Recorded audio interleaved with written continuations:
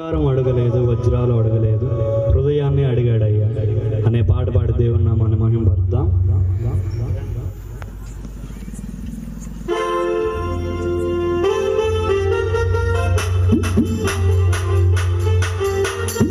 గట్టిగా చప్పట్లు కొడదాం.